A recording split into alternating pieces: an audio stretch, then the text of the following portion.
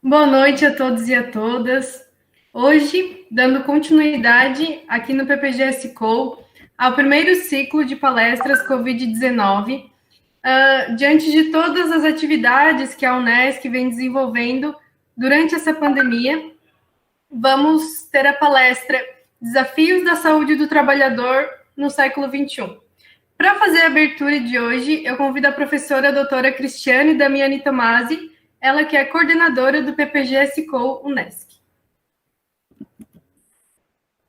Boa noite, Cálita. Boa noite a todos que nos acompanham, então, pelo nosso canal no YouTube. Cumprimento de modo especial os nossos convidados, Roberto Ruiz, Hermano, Fabrício, de modo especial meu querido colega Williams, por proporcionar, então, essa discussão sobre saúde do trabalhador, quais os desafios que a gente tem, então, para o século XXI.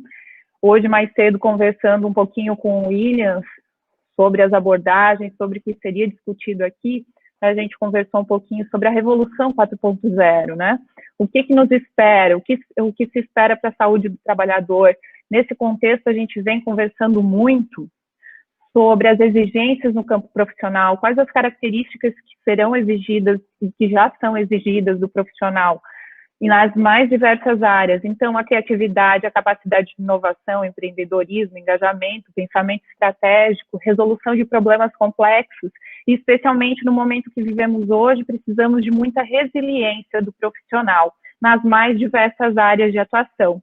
Então, paralelamente a essa revolução que a gente vivencia, a gente tem também muitos trabalhos que podem ser considerados braçais e que ainda persistem, e dada a dinâmica do nosso país, a grande diversidade que nós temos no nosso país, esses trabalhos eles também acontecem ao longo do país de modo diferente. Alguns lugares com essa revolução mais impactados, outros menos impactados. Então, como que a saúde do trabalhador lida com essas diferenças? Qual a elasticidade que a gente precisa nessa área para trabalhar com essas questões, com as questões relacionadas à saúde do trabalhador? E aí, pensando sobre a revolução que a gente vivencia, do mesmo modo que pode nos proporcionar mais segurança no campo do trabalho, porque a tecnologia vai permitir, então, deixar esse ambiente de trabalho mais seguro. Por outro lado, então, vem a questão das incertezas que o trabalhador pode carregar consigo, né? Porque a tecnologia ela vem ganhando muito espaço, mas também precisa desse profissional capacitado. E o principal capital, que é o mais valioso no campo de trabalho, é o capital humano. Então, qual a condição do trabalhador? Deixo aqui alguns questionamentos, desejo que esse encontro seja muito profícuo, ótimas discussões, e então encerro minha fala desejando esse ótimo encontro e cumprimento a nossa querida reitora magnífica, professora doutora Luciane Sereta. Obrigada, Cris. Esses desafios têm sido bem constantes nesses últimos dias, né? Falar sobre a saúde do trabalhador é falar sobre um todo, né? Todos são trabalhadores, então é um tema bem importante. Agora eu passo a palavra à nossa magnífica reitora, professora doutora Luciane Bisonin Sereta.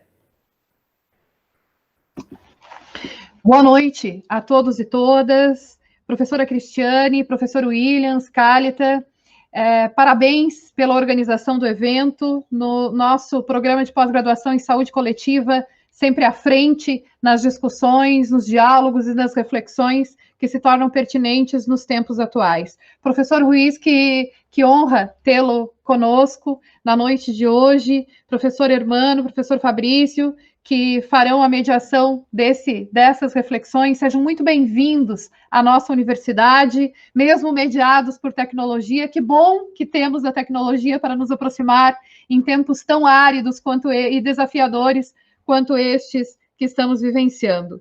A temática de hoje nos convoca a refletir sobre o cotidiano nesse momento tão singular que estamos vivendo, os desafios da saúde do trabalhador no século XXI. E eu diria, que século é este? Tá? Que período é este? Que tempos são estes que nos convocam a deixar de lado os nossos planejamentos tão bem planilhados nos anos anteriores, nos dias anteriores, para assumir novos formatos, inclusive de organização do nosso ambiente de trabalho. Particularmente, esse tema me é muito afeto, porque tenho me dedicado muito no microespaço do qual posso ter alguma governabilidade, que é no desta universidade, que tem aí em torno de 1.600 colaboradores entre professores e funcionários técnico-administrativos. Tenho me ocupado muito de refletir sobre como, num momento desafiador, num momento de maior tensão, é possível deixar ou colocar este ambiente de um modo mais saudável para aqueles que compartilham o ofício ou de ser professor num formato totalmente ressignificado em curto espaço de tempo, quanto aqueles que desenvolvem as atividades técnico-administrativas no cenário da nossa universidade. E confesso que não tem sido tarefa fácil, porque ao lado da reorganização para o home office, das preocupações daqueles que compreendem o grupo de trabalhadores prioritários, eu não gosto muito de falar o termo grupo de risco, né? Eu prefiro falar grupo de atenção prioritária neste momento ao cuidado da saúde, ao lado de todos os transtornos mentais advindos das grandes pressões que estamos vivenciando.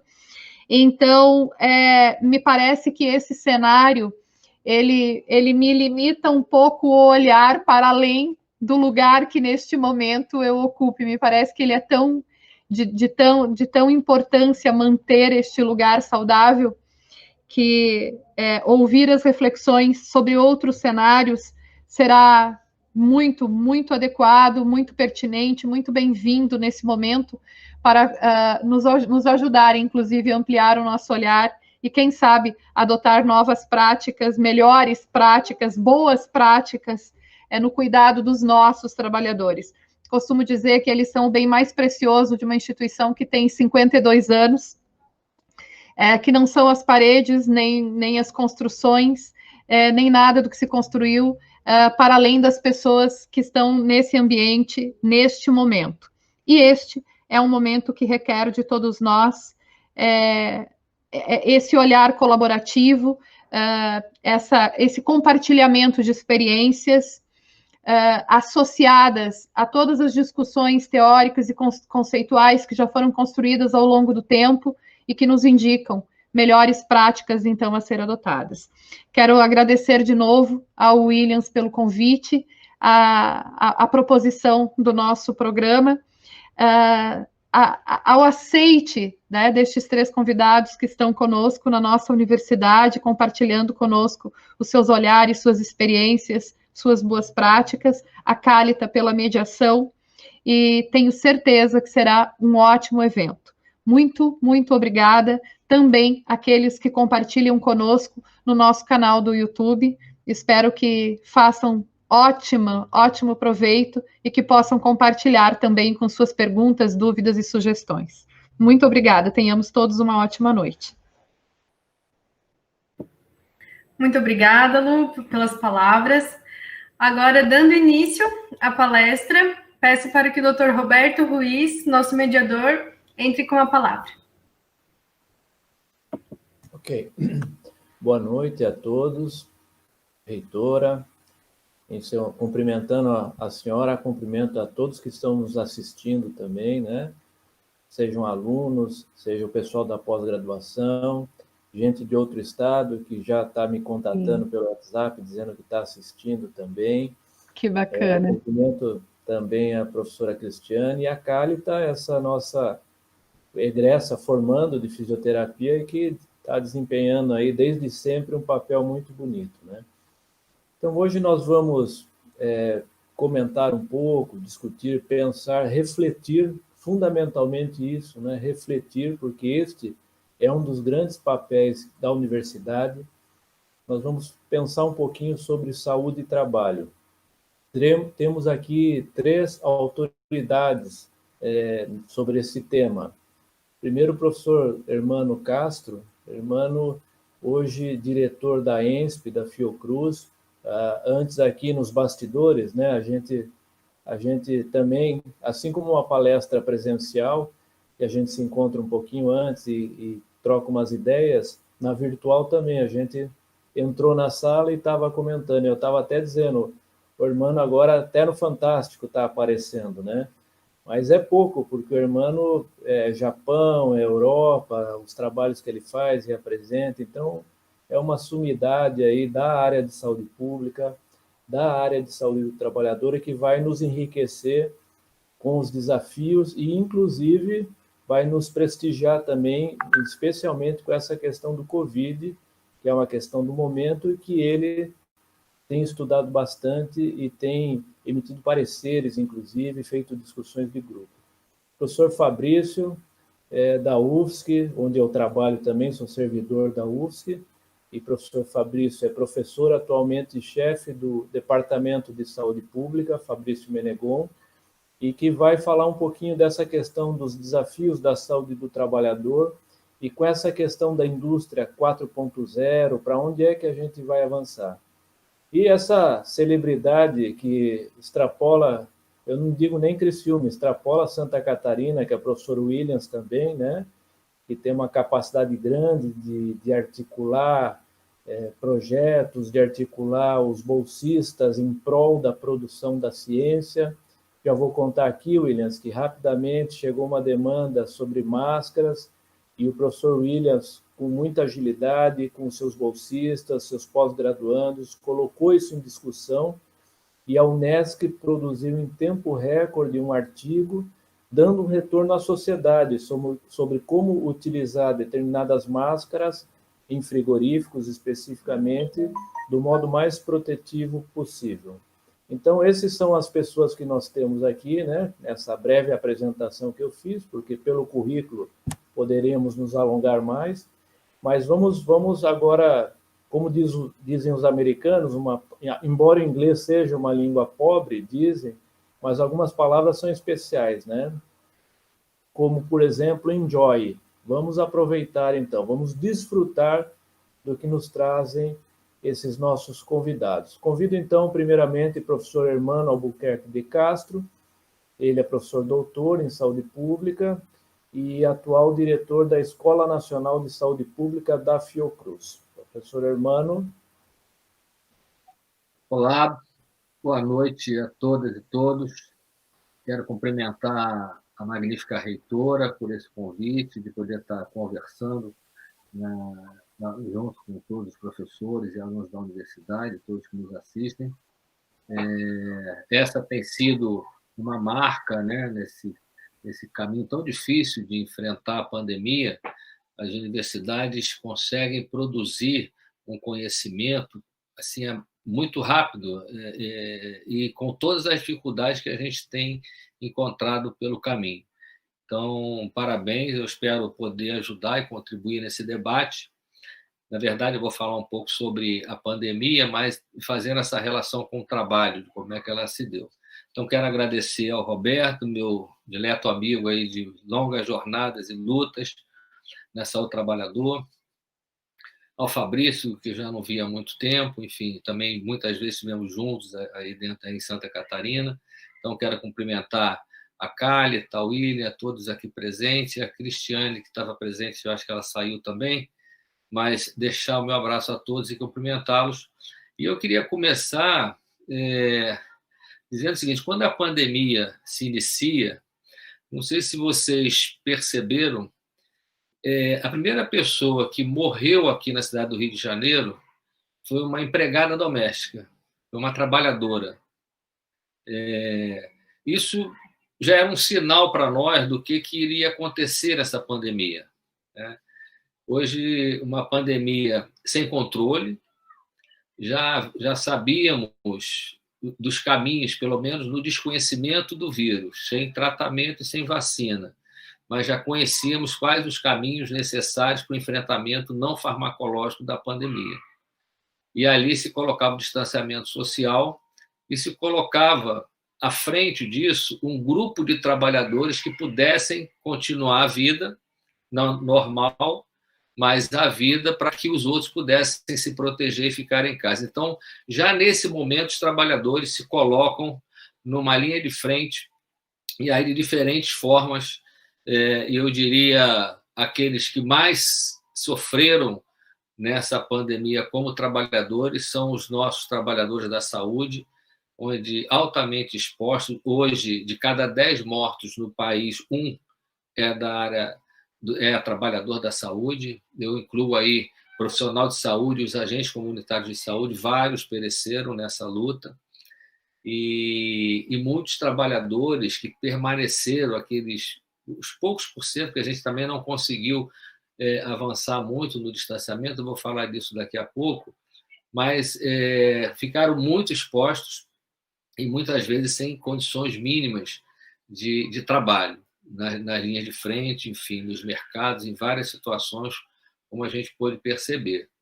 Então, uma pandemia que tem um curso muito diferente dos outros países. Nós já estamos num platô de mais de 1.000 mortes há mais de um mês. Nenhum país teve um platô tão elevado durante tanto tempo na pandemia. Se vocês olharem os picos dos outros países, todos têm um pico e descem, mantêm até um platô, mas muito mais baixo. Os próprios Estados Unidos desceu. Alguns desceram, o México teve uma descida e depois uma subida, o Peru também. Mas a gente está mantendo um platô quase que contínuo. Eu acho que isso tem certamente uma explicação devido à diversidade e à forma como o país enfrentou isso. Primeiro, um negacionismo completo por parte das autoridades federais, um negacionismo que pôs em risco e levou à morte milhares de pessoas, mais de 2.500.000 pessoas contaminadas, e estamos rumo aos 100.000. E rumo aos 100.000 porque é o que nós contamos, porque provavelmente já morreram mais de 100.000 nessa pandemia. Então, a gente está vivendo um momento onde há uma heterogeneidade no país, estados em crescimento, franco crescimento, como na região centro-oeste e a região sul, como a gente está vendo agora, estados que têm mantidos em patamares muito elevados e estados que estão numa linha de descenso, permanece um pouco, depois fica estável lá embaixo. Mas o conjunto da obra tem sido, então, essa elevada mortalidade e a elevada número de casos no país inteiro. Eu acho que nós temos alguns erros. Eu acho que o primeiro dele é a falta de política pública, de política de saúde, na condução da pandemia no Brasil, um desencontro total das autoridades. No início, até os governadores e prefeitos estavam numa pressão contra o governo federal, tentando manter um conjunto de pessoas em casa, mas o Brasil nunca teve um distanciamento dentro dos padrões internacionais como tivemos na Europa. Ou seja, o ideal é que a gente tivesse tido de 70% a 75% das pessoas em casa e os 25%, 30%, que são os trabalhadores, desses que a gente vai falar, que permaneciam circulando na cidade para garantir a sobrevivência dos que ficam em casa. Nós nunca tivemos isso no Brasil. O máximo que nós tivemos no meio de março foi em torno de 63% de todo mundo em casa, e assim mesmo no final de semana. Na maioria dos estados e municípios, nós oscilamos entre 50% e 45% nos melhores dias, ou seja, mais da metade da população estava se deslocando e o vírus se deslocando junto. Diagnóstico disso são os casos de morte, mas tem uma raiz, obviamente, O país não foi capaz, o Estado não foi capaz de dar as melhores condições de sobrevivência dessa população. Não tivemos política de renda mínima, não tivemos políticas para socorrer as populações mais pobres, aos trabalhadores que deveriam permanecer, mas por falta de subsistência eles tinham que sair à rua. Houve uma mudança, inclusive, no padrão do trabalho nesse processo da pandemia, eu acho, e a gente tem visto isso nos artigos, e provavelmente essa pandemia ela muda, eu diria, se eu tivesse que falar o que seria o trabalho no século XXI em setembro do ano passado, eu estaria falando de um jeito. Hoje, depois dessa pandemia, é completamente diferente. Houve uma mudança nesse padrão. Então, trabalhadores ficaram desempregados, tiveram que sair às ruas, muitos se transformaram, mudaram completamente o seu modelo de trabalho, se tornaram Uber, se tornaram entregadores, se tornaram, mudaram, viraram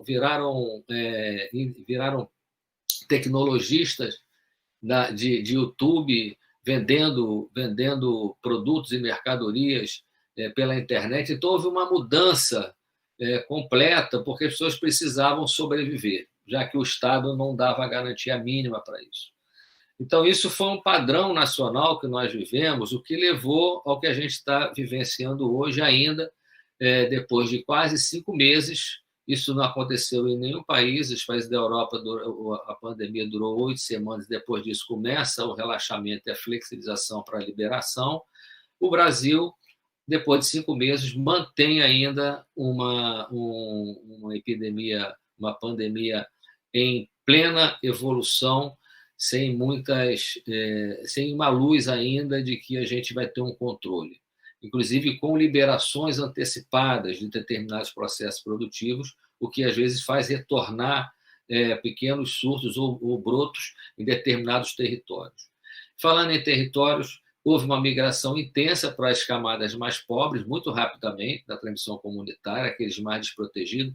Aliás, essa população é a população que não conseguiu ficar em casa por falta de amparo do Estado, de suporte, e é que teve que sair, são os trabalhadores que saíram e acabaram adoecendo e morrendo os seus entes que ficavam em casa, os idosos e os que têm comorbidade, e isso está acontecendo agora, nessa discussão da liberação das escolas, da forma como alguns estados têm discutido, pondo em risco professores, não só os alunos, mas aqueles que ficaram em casa ao longo desse período. Um estudo da Fiocruz, que saiu há mais ou menos uma semana, mostra bem esses dados. São milhões de idosos, milhões de pessoas com comorbidade que convivem com crianças de 3 a 17 anos, em torno de mais de 10% da população, e que esses milhões de pessoas, na medida que essas crianças e jovens se deslocam para uma sala de aula com risco de contaminação, com risco de contrair o vírus,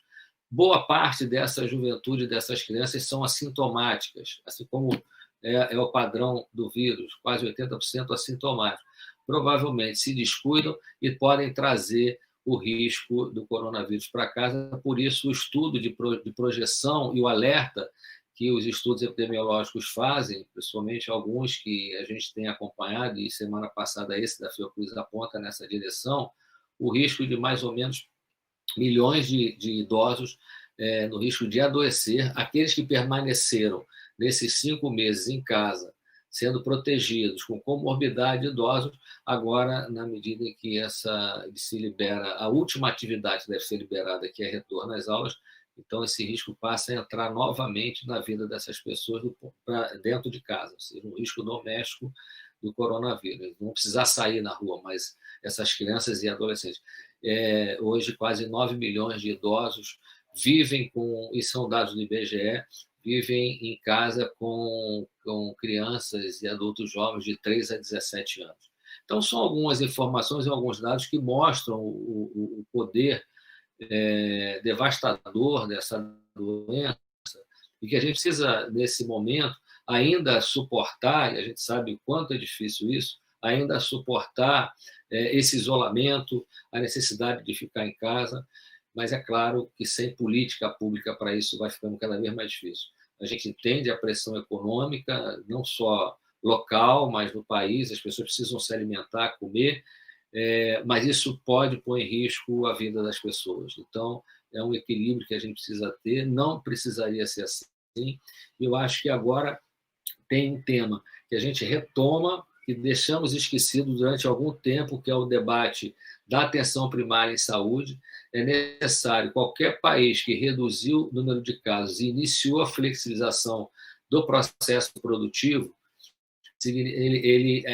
esse processo é acompanhado de um diagnóstico dos casos suspeitos na base territorial, e isso é fundamental. Suspeitos com testagem, diagnóstico pelo menos 10 a 30 pessoas no entorno sendo diagnosticado, e a partir daí você fazer o bloqueio, coisa que a vigilância em saúde sabe fazer muito bem, e aprendemos isso com tantas outras doenças, como meningite e tantas outras, onde você faz o bloqueio e ali você consegue conter aquele pequeno surto que ocorre em determinadas regiões. Então, é o momento de avançarmos numa política de saúde pública, de política para a atenção primária de saúde nesse momento, para conter, e é a única forma de você controlar a pandemia, já que não tem nem vacina nem tratamento.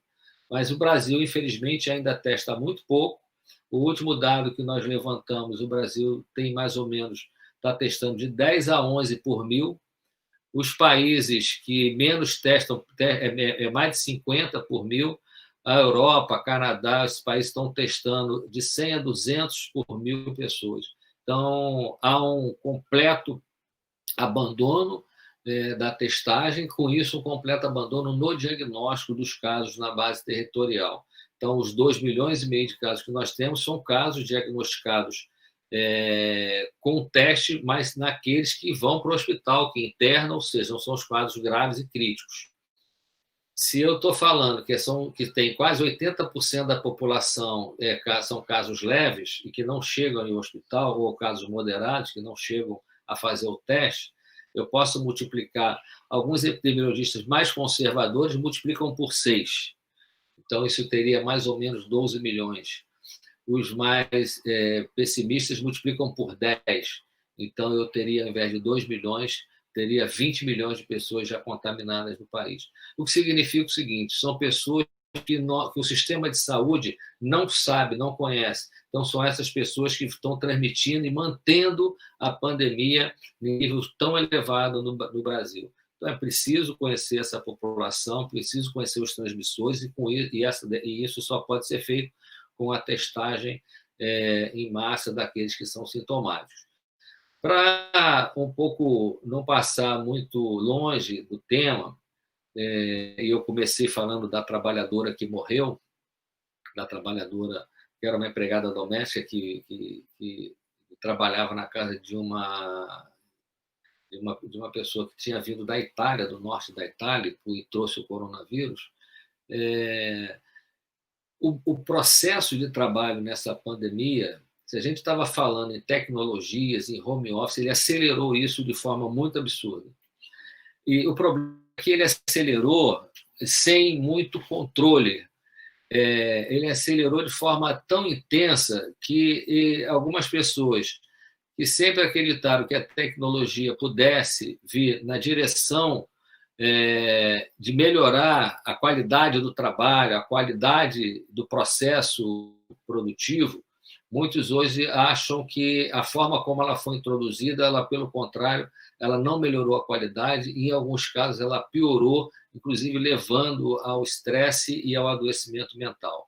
Quer dizer, o modelo de trabalho de home office, que a gente não é de hoje que a gente discute isso, e a gente sempre colocou que o home office ele gera uma mais-valia que a gente não enxergue aí, entendendo a mais-valia como o excesso do processo, do produto, do trabalho que tem valor em dinheiro para o capital, que esse a gente não enxerga. Então, não é só a hora extra que você não computa, não é só a mais-valia intensa e nem a mais-valia extensa, mas aquela intensa, onde o trabalho intelectual é colocado de forma muito mais direta e capturada pelo capital, e que aquele valor não é agregado no valor do indivíduo. Muitas vezes, aquilo ultrapassa a capacidade desse trabalhador, porque ele é cobrado, ele é exigido nesse momento a dar respostas, porque ele não pode ter o contato físico, porque ele está dentro de casa, e muitos trabalhadores acham que, pelo fato de estar dentro de casa, tem que se entregar mais ainda ao patrão para poder dar respostas mais rápidas. Isso aconteceu com vários trabalhadores, uma categoria a qual eu me identifico muito, porque eu sou professor e diretor de uma escola, são os professores. Os professores, de uma hora para outra, nós sempre falamos do ensino e educação à distância como uma ferramenta pedagógica importante para você poder avançar e interiorizar o conhecimento, aumentar a sua capacidade de formação. de repente, nós nos vimos todos no ensino remoto e percebemos as dificuldades e as necessidades que estavam colocadas naquele processo de trabalho quando você fica de frente de um computador tendo que passar uma mensagem. Então, isso muda muito. Muitos professores estão entrando em estafa em situações limites, inclusive, porque não muda muito a relação pedagógica desse professor com aquele grupo que ele acompanhava ou acompanha, e agora ele tem que acompanhar de fora, onde ele não consegue interagir e ter uma integração maior com aquele grupo, com aquela turma, no sentido de ajudá-la, de avançar no conhecimento. Então, são desafios que nós estamos tendo, que foram colocados na nossa porta diante dessa pandemia. Então, eu estou falando de apenas um grupo, dentro de tantos outros grupos de trabalhadores bancários e tantos outros que partiram para o home office de uma forma muito abrupta, muitas vezes sem conhecer as ferramentas, sem conhecer a maneira de lidar com aquilo, o tempo que você fica diante disso. Então, e o tempo, às vezes, de uma forma muito rápida, as pessoas começavam o trabalho às 6 da manhã e iam direto trabalhando até a hora que desse uma certa estafa, porque ele precisava produzir. Então, isso aconteceu e vem acontecendo, e há uma certa cobrança dos patrões, dos donos das empresas que colocam em home office, porque colocam como se fosse uma culpa para os trabalhadores o fato dele estar em casa, o fato dele ter que ficar em casa. Então, ele já não precisa mais se deslocar, por isso ele precisa se entregar mais ao trabalho. Então, tudo isso está em jogo, são desafios que a gente precisa ter, que a pandemia acelerou isso. A pandemia nos colocou, eu acho que quando falar do 4.0, a gente vai poder aprofundar um pouco mais em sistemas do processo de trabalho. Não porque o trabalho presencial tenha sido abolido, muito pelo contrário, mas houve uma mudança em vários processos produtivos nesse aspecto. E a gente precisa estar atento a isso e saber como enfrentar. Certamente, novos regramentos vão ser necessários pós-pandemia, novas normas vão precisar serem colocadas para que a gente possa ter uma compreensão melhor, que possa proteger a vida e que esses trabalhadores possam preservar a sua saúde nas jornadas de trabalho. Então, a pandemia não só trouxe mortes, trouxe adoecimentos, e os recuperados, eu quero dizer para vocês que não são recuperados simples e fáceis. Eu sou pneumologista de formação e acompanho os trabalhadores da pneumologia. Muitos que tiveram Covid, depois de 3 meses, continuam com sintomas relacionados ao Covid, mesmo estando em casa. Eu estou com um paciente que 3 meses depois tem dificuldade para fazer as atividades que ele fazia antes, para subir uma escada, e são ainda reflexos, a ausência de paladar, do gosto, que demora a chegar. Então, aí fica ainda um processo de cronicidade que a gente ainda precisa compreender melhor. Isso certamente já está tendo impacto nos trabalhadores, porque alguns que adoeceram, que têm menos de 50 anos, que retornaram, os patrões ficam querendo que volte para a atividade de trabalho no momento que começa a liberar o processo, o trabalho presencial. Isso está acontecendo, inclusive, com militares que adoeceram. Eu tenho militares que me procuram para que eu possa dar um atestado, porque eles não aguentam voltar, porque tiveram Covid, não foi um Covid intenso, não precisou ficar no CTI, teve uma pneumonia, controlou, mas continua 2 meses depois ainda com sintomas, mas preciso voltar para casa. Então, isso acontecendo com um conjunto de trabalhadores, é mais uma tarefa para os médicos e para os profissionais da área de saúde do trabalhador estudarem e acompanhar esses casos, porque não é fácil o seu retorno. Então, são muitos desafios que a gente tem pela frente. Essa pandemia ela escancarou a desigualdade do país nas classes sociais menos favorecidas. Aliás, quem mais se beneficiou foram os bilionários. Vocês estão vendo aí que os bilionários ficaram mais bilionários. Nunca se vendeu tanto Porsche no Brasil, um carro desse custa R$250 mil. as empresas de tecnologias enriqueceram muito rapidamente.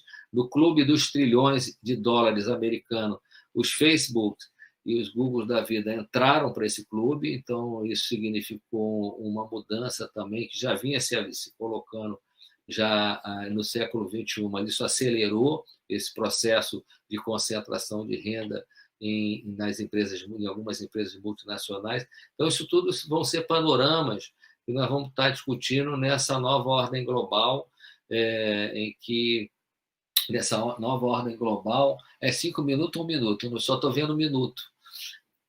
Nessa nova ordem global colocada para todos nós. Então, são desafios, não são pequenos, mas eu diria que a gente só conseguirá sair se a gente tiver uma boa compreensão, principalmente marchando ao lado desses trabalhadores que continuam sustentando esse país, que continuam garantindo a comida, o pão, que continuam garantindo que o capital se sustente de maneira perversa, muitas vezes, mas são eles a estrutura basilar da nossa sociedade, e é com eles que a gente vai precisar contar nesse momento, nesse desafio tão importante.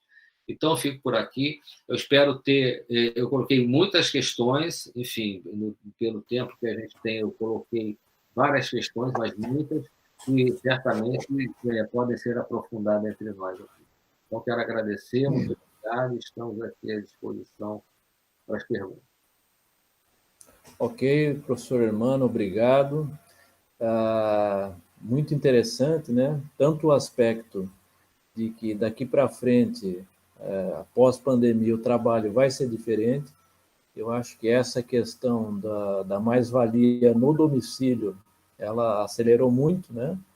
Se você pensar, antes a gente tinha com as confecções, por exemplo, de jeans, de roupa, onde as indústrias têxteis, as indústrias que fazem roupas, botavam dentro da casa das pessoas.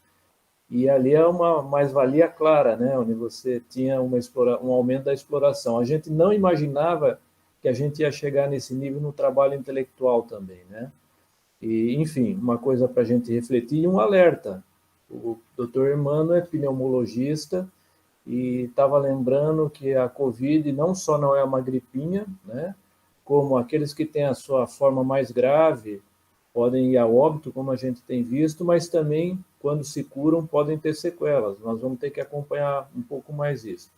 Então, agradecemos, e antes de passar a palavra ao professor Fabrício, só citar aqui, nós estamos com uma audiência grande, citar algumas pessoas, o Ronald, que é de Florianópolis, ex-presidente do Conselho Nacional de Saúde, né? Maria Maeno está aqui, nos ouvindo também.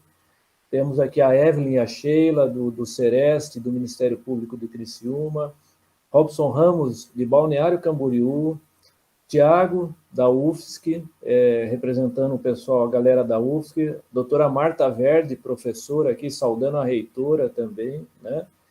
E a Caroline, no nome da Caroline Zizino, acho que é isso, ela é do NUPAC, ela é representando aí toda a galera de bolsistas que está prestigiando, né? Também o Maurício Silva, de Florianópolis, temos gente do Paraná, o Anderson Zanelato, de Arapongas, e o Luiz, de Ponta Grossa, além do Reginaldo Sequinel, aqui do Sindicato dos Plásticos de Criciúma. Então, uma galera aí bem eclética, né?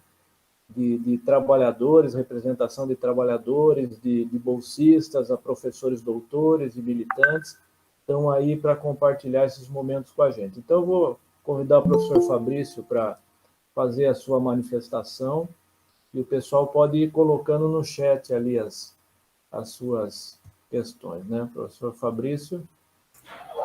Obrigado, Roberto, pela apresentação, e eu queria começar cumprimentando a magnífica reitora da Unesc, professora Luciane Sereta, cumprimentar a coordenadora do Programa de Pós-Graduação em Saúde Coletiva, a professora Cristiane Tomasi.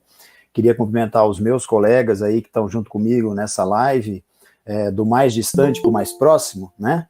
Comentar primeiro o Hermano, que é uma satisfação muito grande conversar com ele novamente e tê-lo aí junto conosco, mesmo que virtualmente, para fortalecer esse debate, aprender muito com a experiência do Hermano. Cumprimentar o professor Williams, que é um grande colega nosso ali da Unesc, tem feito um trabalho brilhante à frente do NUPAC-ST e proporcionado grandes avanços aí, grandes conquistas para a região onde ele está inserido e para a própria universidade em que ele está inserido. O Roberto, que é um grande parceiro, um grande articulador, que é o nosso mediador de hoje, né? E está sempre aí motivando a gente também a buscar caminhos, alternativas, reflexões, pensamentos que são muito importantes para qualquer pesquisador, para qualquer acadêmico. E cumprimentar também o pessoal que está aí nos bastidores nos ajudando, né, a Cálita, o Jacques Sorato, que é ex-doutorando ali do programa de pós-graduação em enfermagem da UFSC, que hoje é professor aí da Unesc, né, o Antônio, que eu não conheço pessoalmente, mas agradeço de antemão aí por toda a assessoria que está dando para que a gente possa realizar esse evento. Bem, eu queria traçar algumas considerações da mesma forma que o Hermano fez, mas antes de começar a minha fala especificamente, eu queria trazer alguns dados que são sempre importantes para a gente refletir o panorama atual da pandemia, né? Já que nós estamos falando diretamente do estado de Santa Catarina para todo o mundo, é importante que todos saibam, né, qual é a nossa situação epidemiológica neste momento, né? Hoje nós batemos aí a marca de 293 cidades do estado com ao menos um caso confirmado de Covid-19, isso dá quase 100% do estado. Santa Catarina tem 295 municípios, tudo consta aqui, aparentemente, ao que consta aqui, melhor dizendo, Urupema, na região da Serra Catarinense, e Barra Bonita, na região do extremo oeste catarinense, são os únicos 2 municípios que não têm ainda nenhum caso confirmado de Covid-19. Santa Catarina está para bater uma marca muito triste, né? Ser o primeiro estado do país com todas as cidades com ao menos um caso confirmado de Covid-19, né? Me parece que o Tocantins já atingiu essa marca, não tenho a confirmação dessa informação, mas vejam que ironia, né? Fomos o primeiro estado a entrar em distanciamento social, a famosa quarentena, lá nos idos de março, quando o governo do estado decretou aí a suspensão das atividades. Fomos também o primeiro estado a sair da quarentena, mesmo que os indicadores epidemiológicos diziam exatamente o contrário, quando as medidas precisavam ser reforçadas, né? O governo do estado resolveu relaxar as medidas e foi o primeiro estado que relaxou as medidas e voltou aí, abriu as atividades econômicas, mesmo com a epidemia em franca escala, né? E estamos aí para ser o primeiro estado do país com todos os municípios com pelo menos um caso de Covid-19, né? Então isso dá para a gente um pouco da amplitude e do impacto que essa epidemia tem nas nossas vidas, na vida dos trabalhadores, na nossa economia, no sistema de saúde, né, e na nossa realidade. Parece até uma ironia, né? Mas há pouco mais de 100 anos atrás, o mundo vivia algo muito parecido, não com as mesmas ferramentas tecnológicas que dispõe hoje, né? Mas a pandemia do H1N1, a famosa gripe espanhola, que dizimou aí 500, a estimativa mais conservadora diz que dizimou 500 milhões de pessoas no mundo, né? As menos conservadoras falam em 750, 800 milhões de pessoas no mundo inteiro, né? Foram 50 milhões no Brasil, praticamente. Então, é uma coincidência muito, muito ruim, porque pouco mais de 100 anos depois a gente vive de novo, né, uma nova pandemia de um vírus respiratório, né, da família dos coronavírus, que está provocando aí um estrago muito grande na vida de todas as pessoas, e no Brasil, notadamente, por conta da sua característica e do que a gente tem visto em termos de capacidade de resposta a essa epidemia, um estrago muito maior, né. Bem, acho que isso tem nos feito refletir bastante e pensar alternativas de saída em relação à saúde das pessoas que precisam continuar trabalhando, aqueles que não conseguem se manter em distanciamento social, em trabalho em home office, né, e precisam sair de suas casas, se expor a um risco maior de contágio, porque precisam trabalhar, né. Isso nos tem feito pensar bastante alternativas de como fazer esse enfrentamento, garantir a saúde das pessoas, para além das medidas de base, né, que a epidemia nos ensinou, né, o lavar as mãos com certa frequência com água e sabão, o uso do álcool em gel 70%, uso de máscara. Então, para além dessas medidas, o distanciamento de pelo menos 1,5 metro, para além dessas medidas, que outras medidas também a gente pode pensar em termos de saúde do trabalhador, considerando que a gente está lidando com um cenário completamente peculiar, desconhecido, de certa forma, para todos os que atuam nessa área, e que tem lançado aí grandes desafios. Eu queria pensar e convidar vocês a refletir um pouco comigo, né? Me peguei pensando um pouco sobre isso, o fato de que qual é o limite, qual é a fronteira que as intervenções em saúde do trabalhador para garantir a segurança das pessoas nos locais de trabalho, né?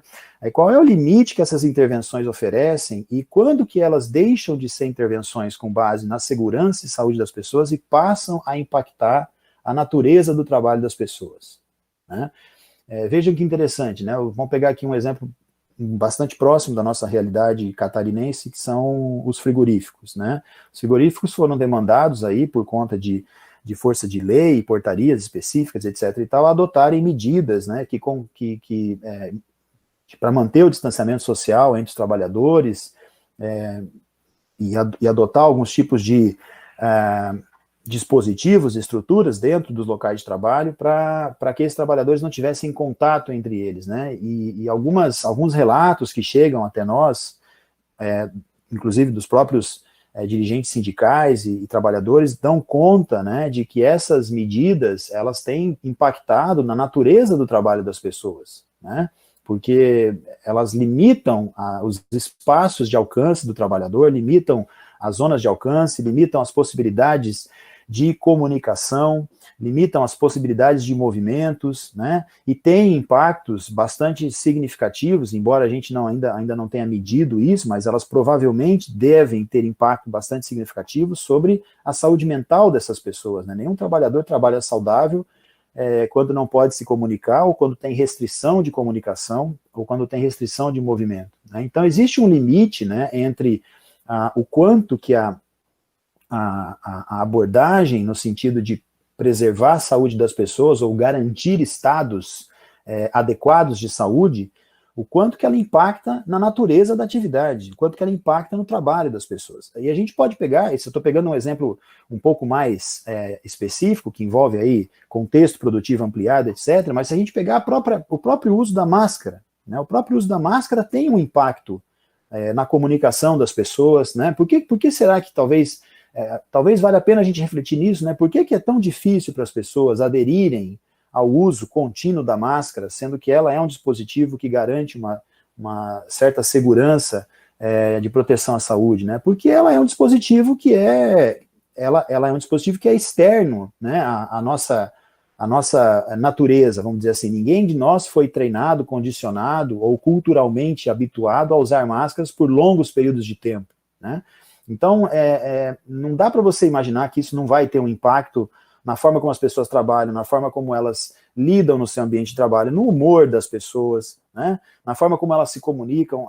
É evidente que isso tem impactos, né? E isso causa mudanças, mesmo que sutis, na natureza da atividade de trabalho, que precisam ser observadas com um pouco mais de cuidado, né? Em que pese nós estarmos num contexto de pandemia, e é evidente que a gente espera que isso, todos aqui, né, esperamos que isso termine o mais rápido possível, talvez seja possível a gente fazer algum tipo de análise, estudo, compreender um pouco mais sobre o quanto que esses dispositivos que foram colocados agora na vida das pessoas com uma maneira, né, muito frequente, muito rotineira e também de maneira muito abrupta, né, o quanto que esses dispositivos poderiam impactar, mudar as relações de trabalho, relações pessoais de trabalho, né, mudar a forma como as pessoas trabalham, como elas lidam com o seu trabalho. Talvez a gente pudesse produzir algum conhecimento acerca disso, né. Esperamos que isso não fique como herança para muitos anos, né, que as pessoas possam voltar a atuar normalmente num curto espaço de tempo, quando nós tivermos segurança para isso, provavelmente quando a gente tiver uma vacina eficaz aí contra o vírus, né. Agora, para além da pandemia, muita coisa também vai ficar de herança, né, de reflexão, para que a gente possa pensar e dimensionar possíveis estudos acerca disso, né. Houve muita muita movimentação, muito trânsito de trabalhadores, muita perda de posto de trabalho formal, pessoas entrando na informalidade para ter que conseguir garantir aí algum grau de sustento, e isso isso causa, de certa forma, mudanças na dinâmica que as pessoas têm nas suas famílias, mudança na dinâmica que elas têm em relação ao poder de compra que elas exercem, capacidade econômica que elas têm. Então, tudo isso, de certa forma, isso vai ficar como uma herança um pouco mais, né, permanente, vai levar um pouco mais de tempo para a gente poder dissipar eventualmente isso e os governos terem capacidade de eventualmente ajustar isso para um novo formato de trabalho que seja adequado para a manutenção do trabalho das pessoas, da renda das pessoas, né?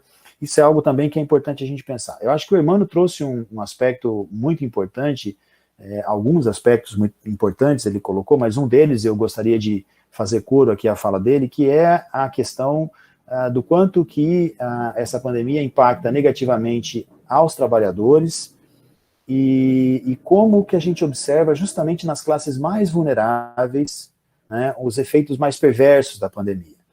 Então, nós vivemos aí nos últimos 2 anos um debate muito intenso e um discurso polarizado acerca do papel do Estado na vida das pessoas, muitas pessoas defendendo que o Estado precisa se fazer presente na vida das pessoas porque ele é o regulador das contingências, e outras pessoas dizendo que não, que tem que ter um esvaziamento mesmo, que o Estado não pode ficar interferindo na vida das pessoas. Eu acho que a pandemia é o exemplo mais prático do quanto é importante nós lutarmos por um Estado que seja forte, né, e que consiga olhar a todos de maneira igual, mas principalmente às camadas mais vulneráveis, porque elas nunca estiveram tão à deriva e tão à mercê da própria sorte como numa situação de pandemia. E aí é óbvio que essas camadas mais vulneráveis são compostas por pessoas que ocupavam postos de trabalho e perderam esses postos por conta dessa crise econômica que vem a reboque de uma pandemia como a gente está vivendo agora. Então, se nós tivéssemos, eu acho que esse é o grande papel da universidade, produzir conhecimento, mas também debater a necessidade do fortalecimento do papel do Estado e da necessidade que o Estado se faça presente nestes contextos mais severos, mais extremos, para que a gente possa, para que as pessoas possam ter algum grau de segurança, né, social, enquanto durar esse estágio aí, enfim, essa situação que a gente está vivendo. Exemplos no mundo não faltam, né, de nações em que o Estado chamou para si a responsabilidade da situação, coordenou as estratégias, né, nacionalmente e localmente, e conseguiram sair já muito bem da pior fase da pandemia, estão agora regulando ali as suas ações para não deixar que ocorra um recrudescimento da pandemia no contexto desses países, mas o quanto que isso deveria servir de exemplo para a gente, né, no Brasil, para que as nossas ações pudessem ser coordenadas nesse sentido. E a gente não tem isso, infelizmente, né? Muito ao contrário, né? As ações são completamente desarticuladas, descoordenadas, a gente não vê um papel importante do Ministério da Saúde sendo executado enquanto, né, regulador, executor de política pública, não vemos também um papel protagonista do Estado, do governo do Estado, e isso está cada vez mais relegado à competência dos prefeitos, e os prefeitos têm uma limitação operacional e econômica em relação à sua execução, em relação à execução de demandas, né, de enfrentamento, né. Eu acho que essas são reflexões que precisam ser pensadas de maneira bastante importante. A indústria 4.0, rapidamente para terminar, ela vai nos impor desafios, né, vai nos impor desafios porque, como toda mudança de processo produtivo, como toda revolução,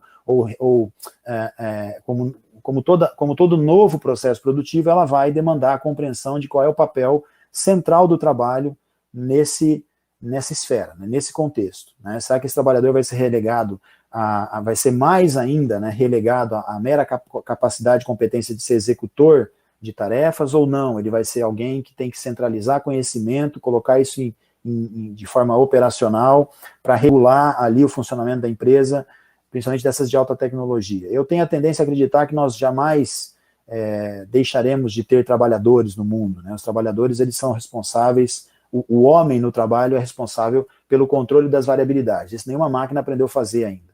Então, a gente não vai deixar tão cedo de ter trabalhadores. Resta-nos saber qual é o papel que esse trabalhador vai ter e quais são as contingências que ele vai ter que enfrentar. Tá bom?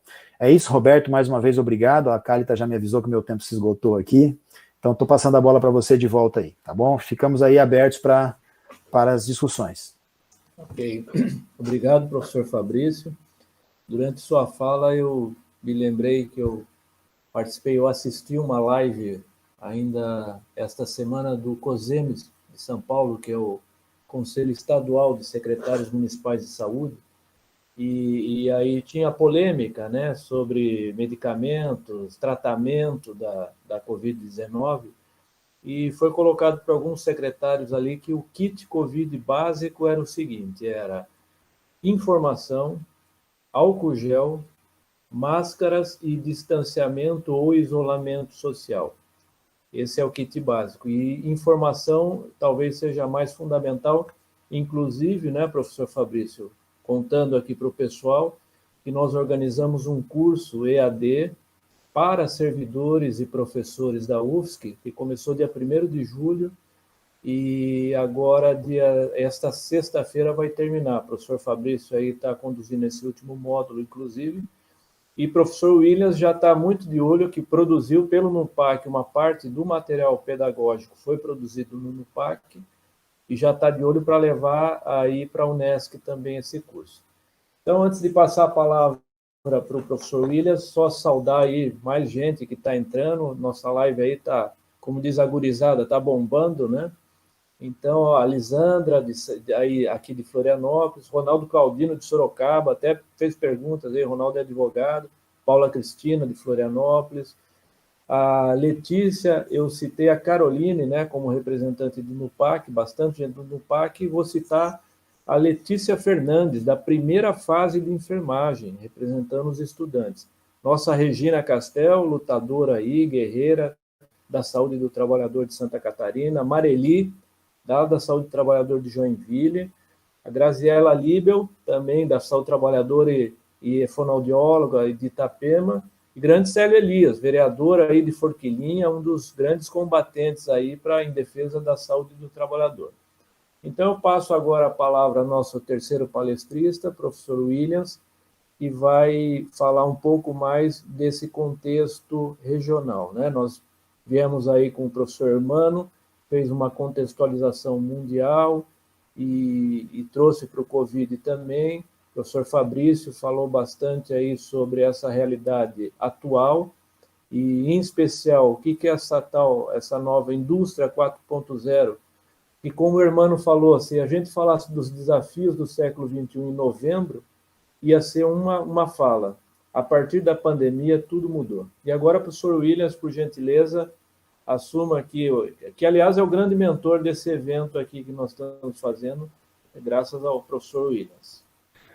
Então, boa noite a todos. Obrigado, Roberto, pela mediação excelente que você sempre faz, né, de um jeito bastante próximo das pessoas. Por isso que até pensei em te convidar, embora o evento seja do nosso PPG, né, você como parceiro nosso aí, falando em saúde do trabalhador, acho que não teria melhor pessoa para conduzir aí para nós, por todo o histórico que você tem também em Santa Catarina. Lembro, eu já estava aqui na região quando você organizou com a Regina um evento, que foi até na UFSC, no centro de eventos, um seminário de saúde do trabalhador, se não me engano foi o primeiro, tinha várias apresentações de trabalhos, inclusive até gente do controle social apresentando pôster, que é uma coisa que não é muito comum da gente ver, né? Não só gente da academia. Então, é muito legal estar podendo contar contigo nessa condução, nessa mediação. Queria registrar aqui a professora Luciane Sereta, a professora Cris, todos os professores do PPG estão acompanhando a gente pelo YouTube. Eles saíram aqui de dentro do Meet, mas estão ali, né? E eu aproveito para agradecer o professor Antônio, o professor Jacques, que estão dando toda uma retaguarda para a gente fazer essa conexão do Meet com o YouTube. A Cálita, que é presidente do Centro Acadêmico de Fisioterapia, é minha bolsista também, que está ajudando a gente. Cumprimentar o professor Hermano, agradecer a disposição. A gente sabe que as demandas aí da Fiocruz são inúmeras, né, no momento. A INSP também, lógico, né, dentro do contexto da Fiocruz, e abrir e considerar importante esse chamado e falar com a gente aqui. Para nós é extremamente significativo isso. Da mesma forma, o professor Fabrício, né, do PPG de Saúde Pública e da UFSC, a gente sabe que ele também está envolvido na Comissão de Prevenção e Biossegurança da UFSC, não sei se é exatamente esse o nome, aqui na Unesp é o nome, mas eu sei que a intenção e o papel é parecido, né? Agradecer, então, essa disposição e, de antemão, já dizer que é muito significativo para nós, não só os mestrandos do PPG, os alunos de graduação, os professores, e, especialmente, né, a classe trabalhadora que está acompanhando aqui, como o Roberto está falando, gente de Ponta Grossa, gente de Forquilinha, gente de Floripa. Então, isso é muito legal, né? A gente poder estar dentro do ambiente virtual, cada um onde pode estar no momento, né? Trocando essas ideias e essas informações. Então, novamente, muito obrigado a vocês. Para nós, né, tanto da Universidade, do PPG, os nossos cursos na saúde, aqui nós temos 8 cursos, e residência, né? É muito significativo, realmente, a gente está fazendo esse evento aqui um dia depois do 27 de julho, que foi o Dia Nacional de Prevenção de Acidente de Trabalho. Né? Então, não foi à toa que a gente até pensou em encaixar, coube melhor no nosso esquema organizacional hoje, mas ele é alusivo a essa data tão importante. Né? Eu queria, falando em um contexto assim local, falar um pouco de Santa Catarina e a saúde do trabalhador. Né? É um estado guerreiro, assim, a questão da saúde do trabalhador, tem todo um histórico. O Roberto é uma pessoa que sempre destaca que uma das primeiras ações, se não a primeira, que teve em saúde do trabalhador, uma ação de vigilância um pouco primitiva ainda, mas foi numa mina de carvão aqui na época, né, que juntando gente, alguns já se aposentaram, outros ainda estão ativos, né, para fazer uma visita a uma mina de carvão e ver o que precisava melhorar naquela situação, o que tinha de problema, né. Também dali, se pegar um livro, é um livro mais de patologia, mas o Patologia do Trabalho, o capítulo todo de doenças respiratórias, ele é de 2 médicos aqui da região, né, que até pouco tempo ainda estavam até dando aula aqui na universidade, o Dr. Albino e o Sérgio Alice, com toda aquela descrição de casos e acompanhamento que eles fizeram dos pneumoconióticos das minas de carvão. Então, para nós, a região aqui, ela tem esse contexto histórico muito importante. Dentro da Unesc, dos programas da saúde, o mais antigo que nós temos começou antes das clínicas existirem, junto com a educação física e a fisioterapia, o programa de reabilitação pulmonar, né, que ele era um programa só de atendimento, ele existe ainda até hoje, né, mas agora não tem mais tanta pneumoconiose das minas de carvão. Os pacientes ali, a maioria são DPOCs, aquela geração, vamos dizer, que fumou muito, né? Então, DPOC, bronquite crônica, e daí mistura hoje mulheres, tem até crianças com outros tipos de questões alérgicas, mas houve um momento, eu lembro quando eu vim de Curitiba para cá, que todos os pacientes do programa de reabilitação pulmonar eram senhores pneumoconióticos das minas de carvão. Felizmente, esse cenário mudou, né? Pelas questões de proteção coletiva nas minas, da proteção individual. Hoje, as minas têm outros problemas que não tanto a pneumoconiose. A exemplo da lombalgia, a exemplo de voltar a ter recentemente, depois de ter tido vários anos sem acidente típico em mina com morte, né? Acidente típico mais simples acontece com frequência, mas com mortes, a gente veio uma onda agora nos anos recentes com algumas mortes em minas e algumas até inacreditáveis, assim. Vou dar um exemplo, teve uma morte que o cara subiu numa bancada de refeição para trocar uma lâmpada e ele tomou um choque e morreu. Quer dizer, era uma coisa que você, a princípio, você diria assim, pô, isso aí podia ter acontecido em casa, né? Não, e aconteceu vamos dizer, na mina, assim, não tinha necessariamente a ver com o contexto da mina, embora, né, o ambiente todo, umidade, temperatura, tudo isso, ou alguma coisa que distraiu o trabalhador pode induzir. A gente sabe que tem a condição insegura, o ato inseguro, e tudo isso combinado com mais alguns fatores pode gerar, né, acidentes. Mas também, eu queria comentar com o professor Hermano, a gente sabe do histórico dele em relação à asbestose e os expostos de amianto, aqui a gente tem uma unidade. Então, a região aqui ela é bastante complexa em relação ao seu trabalhador. Nós temos uma unidade que entregou ao longo de décadas um passivo humano grande do amianto, né? Isso está aí para a gente lidar com isso. O Ministério Público do Trabalho tem se debruçado bastante sobre essa questão. Pegando um outro exemplo aqui, a gente tem muita indústria plástica e indústria metalmecânica. Se pegar um distrito aqui do lado de Criciúma, que é o Caravaggio, né, que pertence à Nova Veneza, tem muito metal mecânico ali. E aí, fazendo um paralelo com a indústria 4.0, ao mesmo tempo que a gente pensa assim, na automação, né, o uso de exoesqueletos na indústria, nas linhas de montagem automotivas e tal, você vai ali, hoje, se você for hoje, ali nesse distrito, do lado de Criciúma, praticamente emenda com Criciúma, é Caravaggio, é como se fosse um bairro, né, mas ele já pertence à Nova Veneza.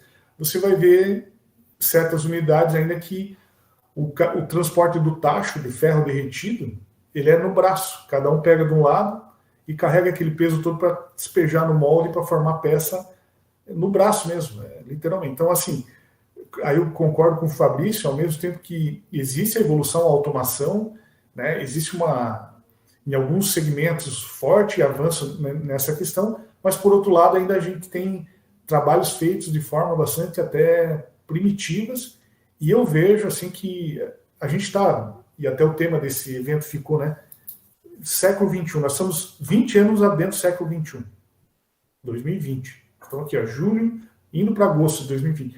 Quem que poderia imaginar que a gente ia tomar esse baile de um vírus? Eu, quando eu era adolescente, pensava anos 2000, eu ia estar voando, não ia nem estar andando de carro, nem de moto, nem de forma terrestre. Era uma coisa assim que a gente imaginava uma grande evolução tecnológica. Mas eu acho que a gente ainda, durante muitas décadas, vai conviver com trabalhos bastante até simples, né? E ao mesmo tempo, lógico, né, a tecnologia vindo a todo vapor. E isso acho que se conecta bastante com o que o professor Hermano falou, do teletrabalho, né? A gente é pego a todo onde a gente está, isso já vinha muito forte, e concordo também que algumas categorias, e nós, como trabalhadores da educação e da saúde, a gente tem uma tendência, que até é um tema de mestrado que eu estou orientando agora, está começando o projeto ali, do presenteísmo, que é você estar excessivamente presente no trabalho e meio que de corpo presente. Você está no automático, porque você é engolido pela tecnologia, ela te pega onde você está, né? Colocando também algumas questões para não ficar só a gente falando só de problema, eu queria colocar dessa realidade que a gente vem vivenciando nos últimos anos aqui em Santa Catarina, que de forma meio espontânea foi criando meio que uma rede, né? Você vê, a gente tem relações quase que diárias, e o que facilita muito é a tecnologia, nesse caso, que é no caso um grupo de WhatsApp, né? Mas que a gente chamou ali de rede catarinense, de saúde do trabalhador. Ali tem gente do Ministério Público do Trabalho, tem gente do Sereste Estadual, que até a Regina que foi citada aí, tem gente dos outros Serestes, como o Fabiano de Blumenau, nós aqui, a Evelyn, né, do Sereste Regional aqui, o MPT aqui local também. Claro que algumas regiões de Santa Catarina estão mais presentes ali, mais ativas, outras menos, mas assim, são várias instituições que estão diariamente discutindo isso, né? E a gente pode atribuir algumas figuras. Isso aí, eu destacaria o Roberto, o Fabrício, o Sandro Sardá, né? Então, pessoas da UFSC, pessoas do Ministério do Trabalho, a gente se inclui nessa também, aqui da Unesc, né? E eu acho que isso tem mostrado que talvez seja um caminho, né? Essa intersetorialidade, essa coexistência, né? Da gente pensar em discutir problemas comuns, como nós estamos fazendo aqui agora, né? Talvez se a gente não tivesse com essa rede não tão talvez organizada e tão formal, mas que é uma rede de boa vontade, que tem sindicalistas também ali dentro, né? Tem gente de São Paulo, como a doutora Maria Maiano, que sempre está dando sugestões e mandando coisas relevantes, a Mara Takahashi. Então, eu acho que é algo que a gente não pode deixar esmorecer, e pelo contrário, nós temos que fortalecer mais, né? Porque é um alento no momento de dificuldade, porque a saúde do trabalhador nos últimos anos já vinha com dificuldade, já vinha sofrendo, e não só a saúde, ou o trabalhador em si, né? Vários achaques de inúmeras ordens, mais uma pandemia em cima ainda, né? Mas a gente tem conseguido pensar nesse alento assim aqui no nosso estado. Então, eu citei, acho que algumas instituições, uma outra que também acaba participando ali é a UDESC, junto com essas outras que eu citei, né?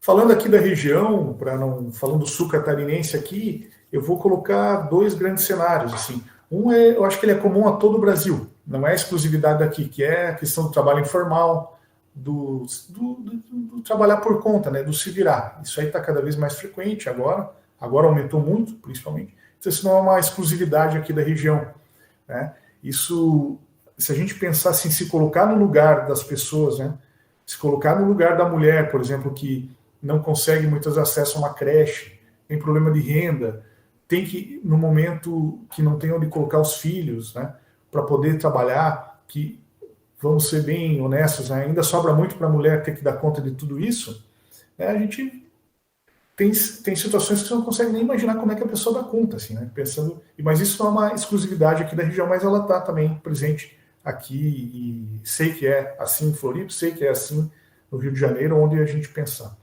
E mais específico daqui, além desses que eu citei, a gente tem, né, ainda minas de carvão, tem gente que acha que já acabou, mas tem minas com concessão aqui para mais de 50 anos de exploração de carvão. Então, enquanto o carvão gerar energia termoelétrica, ainda vai estar tendo, que pelo menos é o que a gente ouve, conversa com engenheiros das minas e trabalhadores das minas de carvão. Mas aqui é muito forte o ramo têxtil, tanto grandes empresas, né, para mais de 1.000 funcionários, tem algumas famosas aí, que tem lojas no Brasil inteiro. Uma vez eu fui em Sobral, no Ceará, fui comer no shopping e cheguei lá, tinha uma loja aqui da região aqui de São Bento Baixo, lá em Sobral, no shopping em Sobral, no Ceará. Né? Então o ramo têxtil é muito forte, desde grandes empresas, as médias e as pequenas, você soma tudo isso, ele é muito representativo mesmo. O cerâmico, acho que vocês já devem ter ouvido falar, né? O carbonífero, como eu falei, o metal mecânico, plástico, alimentação. Nós temos 2 unidades frigoríficas aqui coladas a Criciúma, e fazem parte da região, entre outras, né, mas essas são grandes. Então, e o setor de serviços, né? E aí eu destacaria, que acho que está no contexto das nossas falas aqui, o trabalhador da saúde e o trabalhador da educação. Criciúma é um polo regional de saúde, a cidade tem 215 mil, um pouco mais, de habitantes, mas ela é um polo regional, para a região toda é mais de 500 mil de habitantes e vem muita gente aqui procurar assistência. Ela foi evoluindo em especialidades, então ela é um polo importante. Então nós temos também esses trabalhadores associados ao que o cenário já presente, de escalas, de plantão, né, que já é uma carga de trabalho muito significativa, junto a uma pandemia agora, né, como o Roberto falou, né, falar em século XXI sem contextualizar esse momento desses meses que nós estamos passando agora, não tem nem como, né, a gente não pensar nisso. E também é interessante a diferença de representatividade em alguns segmentos. A gente está vendo aqui alguns sindicalistas se manifestando, e a gente tem notado, com todo o enfraquecimento sindical que houve nos últimos tempos, nos últimos anos, alguns setores conseguem ter uma força, assim, e aí eu destacaria esse da alimentação. Né? O dia que o Célio me falou lá que eles têm mais de 90% dos trabalhadores sindicalizados, eu não acreditei, eu falei, não é possível. E pior que é mais que isso ainda. Então isso mostra como as coisas são possíveis, que caminhos que são adotados, né? que estratégias são feitas para que isso possa acontecer. E num momento desse a gente vê como é importante ter uma organização representativa dos trabalhadores para poder discutir, né? Que, como eles estão no momento discutindo muito a questão de máscara, mas a gente sabe que não é só isso. Né? Qual é a frequência do uso diário de máscaras e tal. Então, para muito além, isso a gente já via um tempo atrás aqui na região, teve momentos com uma força maior, outros com uma força menor, do controle social com uma presença mais intensa e não discutindo só salário, mas discutindo também saúde do trabalhador. Isso é muito importante. E aí eu coloquei assim para a gente falar um pouco também da nossa experiência, do nosso núcleo aqui, que a gente, no nosso programa, a gente procura, né, gerar, a partir das pesquisas, indicadores, né? Indicadores como também o Fabrício falou, a irmã também falou, que possam apontar necessidades, apontar nortes, e para, a partir daquilo ali, poder pensar, por exemplo, na promoção da saúde e na prevenção de agravos, mas o nosso núcleo, pontualmente, o projeto que ele aprovou é de reabilitação de trabalhadores. Eu queria falar um pouquinho disso. Nós temos aqui uma frequência bastante grande de distúrbios osteomusculares, que é o escopo do projeto, mas a região tem muito forte também questões de saúde mental. Né? Dentro do distúrbio musculoesquelético, que junto vem a saúde mental, lógico, não dá para separar, mas tem muita gente com lombalgia. Esse é o número 1 de procura do nosso núcleo para reabilitação. DORT, problemas de membro superior, ombro e extremidade superior, e as questões de saúde mental, tanto que isso se tornou tão patente aqui que nós temos agora uma residência aqui dentro da universidade em saúde mental. Não é, claro, voltada para a saúde do trabalhador, mas para a saúde mental das pessoas de forma geral, né? E isso tem trazido também várias contribuições para a região. Falando em reabilitação, aí eu colocaria esse informal, até a Patrícia, que é do Serviço Social, que é membro do nosso núcleo, a gente chegou a fazer um projeto uma vez, tentando um edital para esse trabalhador informal, né? Esse o famoso por conta, esse que está se virando, esse que está vendendo coisa por aí, né? O que está na calçada, que a gente tem visto, e não é só aqui. Eu fui esses tempos para uma cidade da Serra Gaúcha, mas não lá aqui em Bom Retiro, aqui pertinho. E tinha muitos desses haitianos, imigrantes, né?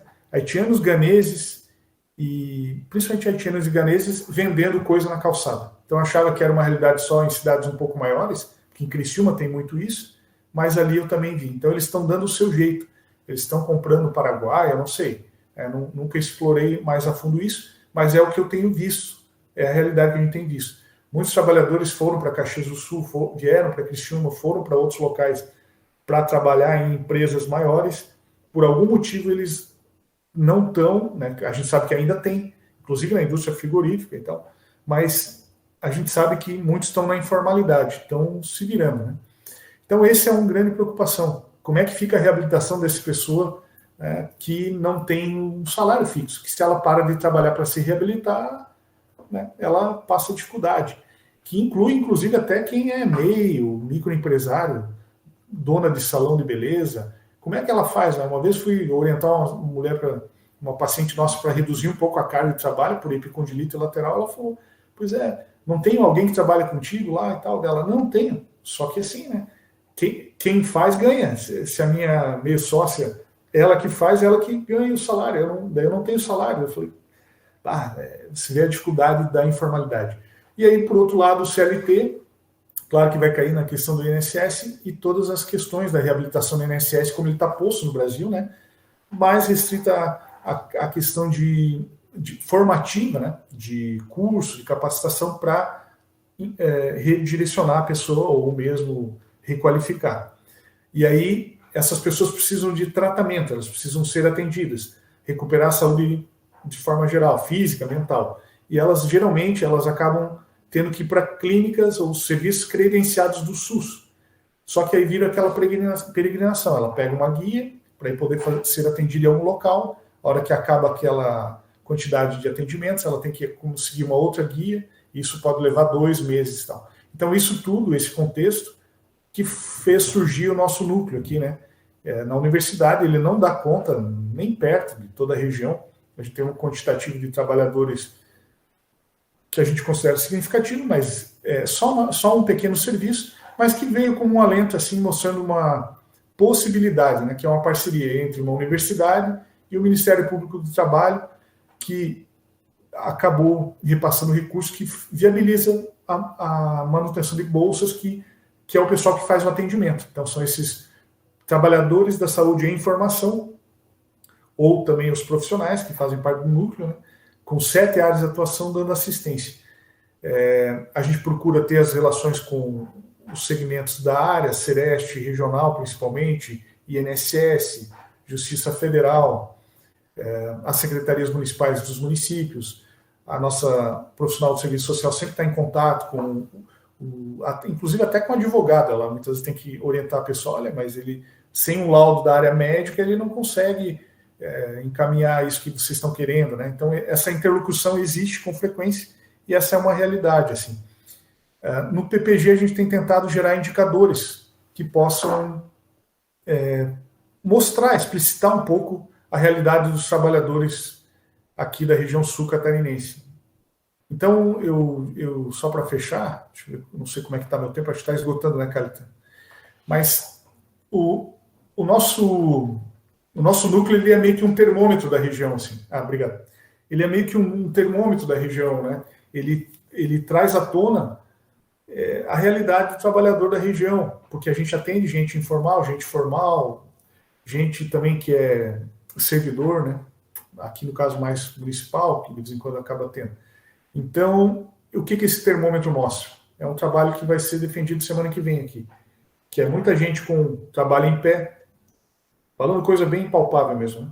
Muita gente com problemas, principalmente de organização do trabalho, que daí reflete numa, por exemplo, repetitividade, mas, por exemplo, mau relacionamento com chefia, problemas organizacionais de excesso de carga horária de trabalho. Então, são fatores que, volta e meia, vêm à tona novamente, ali a gente começa a entender por que está tendo como entrega final doença, né? Gente com adoecimento, gente com necessidade de atenção já a nível reabilitação. O grande desafio que a gente tem discutido, que até é a nossa linha no nosso PPG, é pensar em possibilidades de promover saúde, né? Quer dizer, agregar saúde nas pessoas. E aí, na nossa linha, tem uma farmacêutica, um professor de educação física, a gente discute muito com os mestrandos, de propostas que possam, né, ser alento assim, para a gente acrescentar quantidades, reserva de saúde, né, para que as pessoas não adoeçam tanto. Eu, pela formação também, vejo na ergonomia uma forte possibilidade para tentar adequar o trabalho às condições psicofisiológicas das pessoas, mas também não tem braços sociais tão fortes. Ela é uma coisa mais que é uma responsabilidade, porque é uma norma regulamentadora também, né, das organizações, mas ainda com muitas arestas para parar, e a gente sabe que os órgãos de fiscalização aqui na região acabam atuando bastante nisso, tanto o MPT quanto o Sereste. Acho que seria isso, Roberto. Muito obrigado novamente pela participação de todos, e vou passar agora para a mediação do Roberto. Ok, obrigado. Dentre tantas coisas que a gente está aprendendo aqui a lidar com a pandemia, uma delas é essa dinâmica das lives também, né? Temos uma enxurrada de lives, e uma coisa que a gente aprendeu é que elas não têm aprendido, me parece, é que elas não devem ser muito longas também. Então, nós vamos fazer o seguinte, eu vou só registrar aqui, né, bastante gente elogiando o tema, a discussão. O Ronald dos Santos, que é o nosso Ronald de Florianópolis, que foi presidente do Conselho Nacional de Saúde, lembrou que semana passada foi criada pelo conjunto das centrais sindicais o Fórum Setorial dos Trabalhadores da Saúde, em defesa do SUS, né? Lembrando que outra coisa que a pandemia fez foi ressaltar o papel fundamental do SUS. Aliás, o time, o Bahia, não sei se vocês viram, esse domingo jogou com uma camisa onde tinha lá o SUS, né? A Larissa, lembrando que ontem se comemorou o Dia Nacional de Prevenção de Acidentes de Trabalho, né? Um tema importante, várias parabenizações.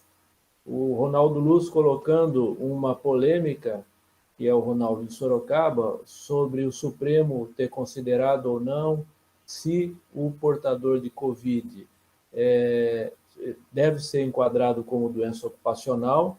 O Célio coloca várias questões de frigoríficos, aí de Forquilinha, Célio que é vereador em Forquilinha e é dirigente sindical também, e da área da alimentação, que precisa aprimorar a fiscalização. Então, para encerrar, nós vamos fazer uma segunda rodada rápida aí para os nossos participantes fazerem suas considerações finais. Toco nesse assunto, em especial, da notificação e do enquadramento do nexo causal. Para mim, me parece que profissional de saúde portador de Covid é meio óbvio que seja doença do trabalho, seja encarada como doença do trabalho, né? E os outros trabalhadores que têm trabalhado durante a pandemia, eu participei de um grupo de discussão, inclusive com membros da Fiocruz, também da USP, da UFSC, onde se dizia o seguinte: esses trabalhadores ditos essenciais que estão tendo que trabalhar, se não se contaminaram ali no seu trabalho, se contaminaram então indo ou voltando de ônibus do seu trabalho. Então essa é uma reflexão que eu deixo e peço para os nossos 3 palestristas aí do momento darem suas palavras finais e pensarem isso, o mundo do trabalho pós-pandêmico. Que mais que a gente pode esperar além da incerteza? Que novidades a gente pode colocar para as pessoas? E já vou colocar uma do nosso curso, Fabrício, ali. Como diria Paulo Freire, ninguém educa ninguém, a gente se educa. Então, nesse curso à distância, tem um fórum de discussão, onde as pessoas colocam ali as tarefas e o segundo ponto da tarefa é pegar a resposta de um amigo, de um colega e fazer uma observação sobre isso e tal, se concorda, se discorda.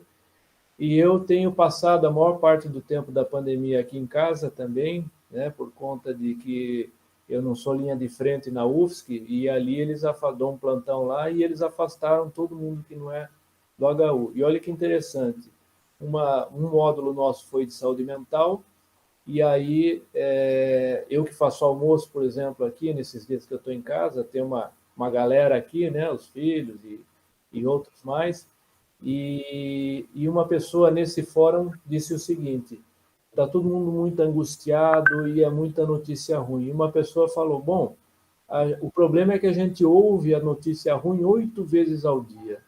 Então, vamos ouvir mais músicas e ouça uma vez, veja a notícia ruim uma vez só no dia.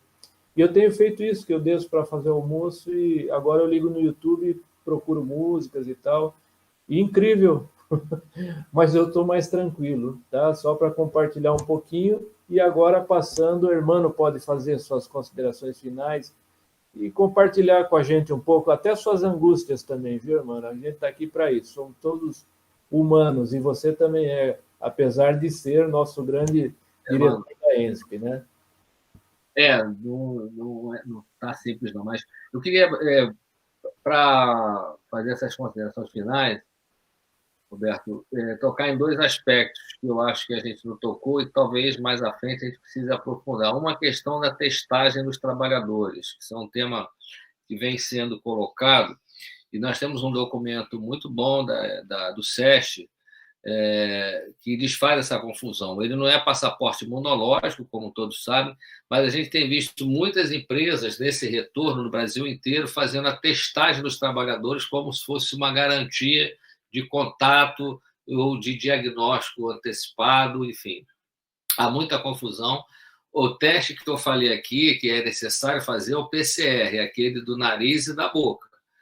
O teste sorológico e aquele do dedinho são testes que têm sido utilizados para vigilância, mas eles não servem para definir retorno ou não para o trabalho, se está doente, se não está doente, porque ele é um teste, é uma marca sorológica, e como tem muitos no mercado, dependendo o valor preditivo, positivo e negativo, são muito ruins, alguns chegando a 50%, 60%, então tem muito teste falso positivo, muito teste falso negativo, que pode induzir a erros de interpretação e a erros até, né, se quiser fazer diagnóstico, que é impossível fazer com esses testes. Então, esse é chamar atenção para isso. E eu queria dizer que uma das coisas que o companheiro William tocou aí, com relação ao trabalho no carvão, essa semana eu fiz uma matéria com um grupo do Amazonas, e eu dizia assim, tem o duplo crime na região amazônica, que é a queimada e o Covid. Queimada porque a fumaça ataca os pulmões, leva DPOC, bronquite, o cara que tinha que ficar em casa se protegendo, ele vai para o hospital, pega o Covid, então há um ciclo de perversidade. O carvão é a mesma coisa, porque esses trabalhadores que ficaram longo tempo expostos, eles têm muito mais, e aí o trabalho do Eduardo Algrante, não sei se ele está nos vendo, é uma tese dele, se não me engano, do mestrado há mais de 20 anos, mostrando claramente o percentual elevadíssimo de bronquite e DPOC nos trabalhadores do carvão. Não estou nem falando da silicose, mas a própria bronquite, que é muito mais abundante entre os trabalhadores. Então, esses trabalhadores já têm uma comorbidade, portanto, mais suscetíveis ao Covid. Então, precisa ter uma atenção especial a eles. Nós, na Fiocruz, tivemos a sorte de ter um recurso a partir de um TAC da Petrobras e com o Ministério Público do Trabalho, e esse recurso, então, nos ajudou a fazer o monitoramento e a vigilância ativa dos trabalhadores do amianto lá na cidade do Rio de Janeiro. São mais de 500 trabalhadores que a gente acompanha. Nós acompanhamos os trabalhadores e seus familiares, porque o risco de um familiar ter Covid e passar para o trabalhador que é portador de asbestose ou tem um problema respiratório é grande. Então, o projeto ele não só acompanha os trabalhadores, mas o seu núcleo familiar. E nós fazemos isso, então, por teleconsulta, nós conseguimos uma plataforma, trabalhadores com celular conseguem entrar, e com visita domiciliar. Então, a gente faz pelo menos 6 visitas domiciliares com a equipe de médico e enfermeiro indo na residência para não deixar com que ele saia. Aliás, Portugal fez isso no Covid, conseguiu segurar muito a pandemia lá, a estrutura dele, saúde da família, o médico ia até a residência. Aqui no Brasil, é claro, nosso estratégia de saúde foi totalmente desmontado, o que dificultou, e a gente tem dificuldade, inclusive, de atender essas famílias que ficam em áreas vulnerabilizadas, de muito conflito e violência, inclusive aqui na cidade do Rio, como nas favelas. Não é simples, mas nós estamos fazendo, estamos indo, é um carro com o emblema da Fiocruz, então tanto traficante quanto milícia respeitam, porque sabe que a gente está entrando ali naquela comunidade para atender uma pessoa que precisa de atendimento de saúde. Isso tem sido, não tivemos nenhum problema nos territórios, né? Nada, absolutamente nada. A Fiocruz é uma espécie de mantra que a comunidade ela acolhe, né? Quando chega uma viatura da Fiocruz, ele sabe que está levando saúde, sabe que está fazendo uma assistência digna ali.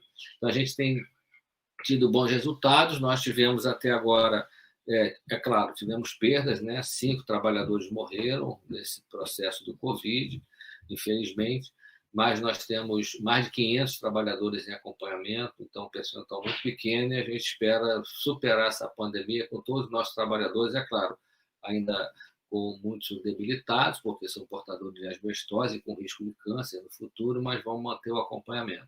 Então, um projeto, depois eu mando o material para o Roberto, divulgar na universidade, para os trabalhadores, porque são propostas de vigilância ativa que lá atrás a gente tinha discutido com grupos de trabalhadores.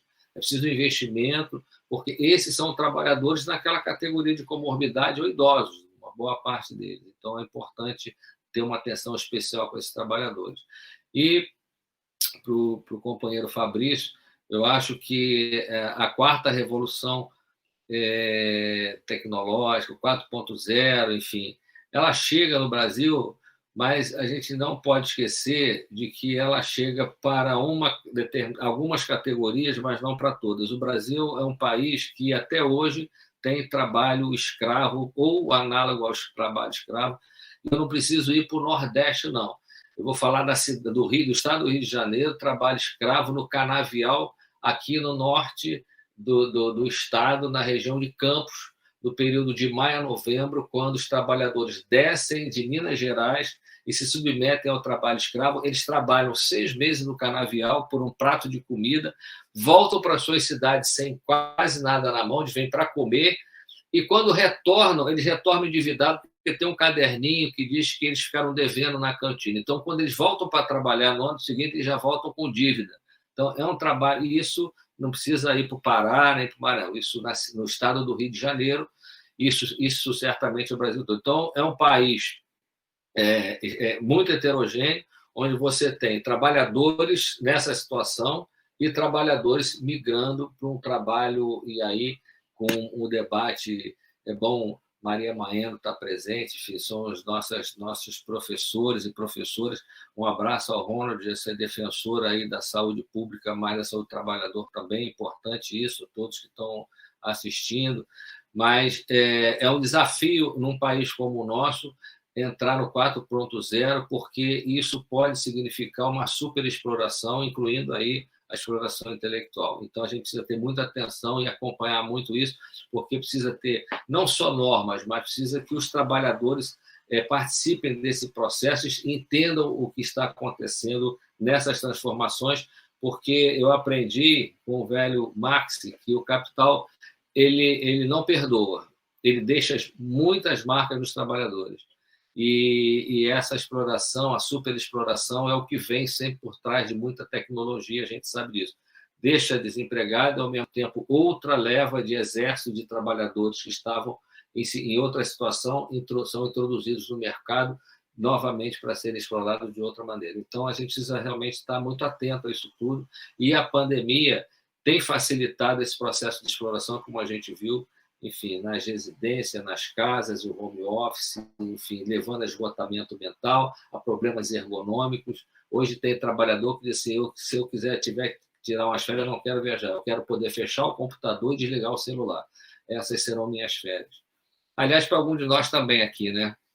Porque a gente nunca ficou tanto de frente de uma tela de computador como atualmente.